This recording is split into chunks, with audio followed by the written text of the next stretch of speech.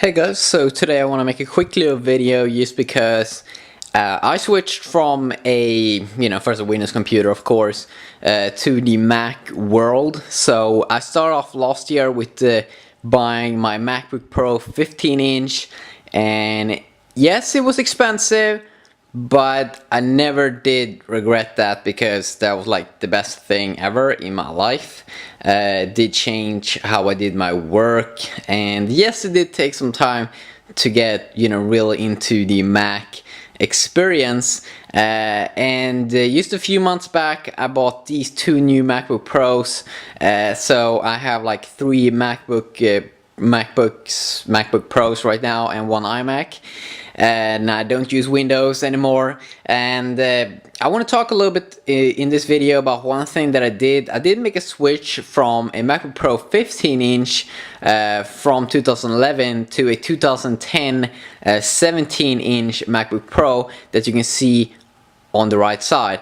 And then also that was one of the computers that I did buy, and then also bought this one on the left side, which is also a 15-inch MacBook Pro from 2010. And you can see that both these two computers compared to my earlier my earlier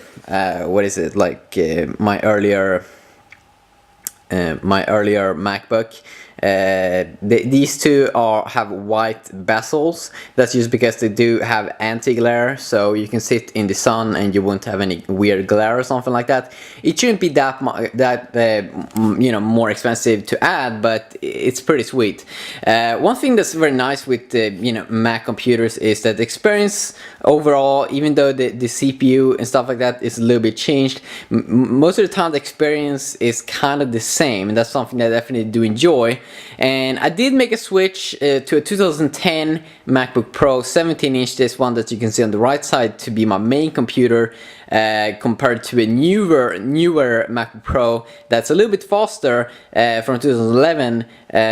But I did make a switch because for me, the screen size really is everything, and going from a MacBook Pro 15-inch to 17-inch was extremely nice for me because I really do value a big screen.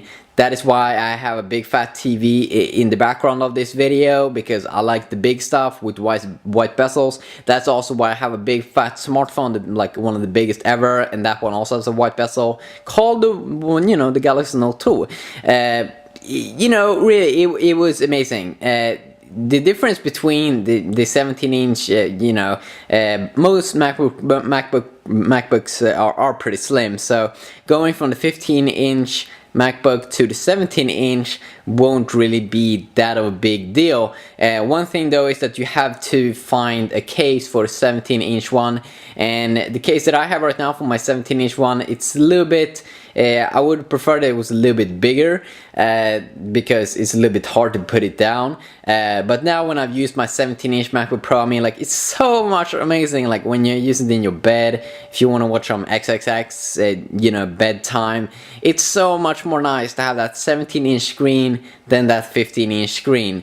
And that's one of the best things ever. And also that you get so much more real estate. You get more area to work on if you're doing stuff. And yes, it takes a little bit longer to render, maybe 10 minutes or so if I render something, but for me, the screen really is everything, and I definitely would recommend that you go to a 17-inch MacBook if you can. I do know that they don't produce any like new 17-inch MacBooks, but if you can get an old one, I mean, like, they're still pretty powerful, pretty good, pretty nice. So yeah, just a quick little video. You could tell your opinions down below. It would be interesting also to, if you do know any Windows computer that has or a nice Windows laptop that is like slim and 17-inch. So yeah, until next time, you just have an awesome day. Peace.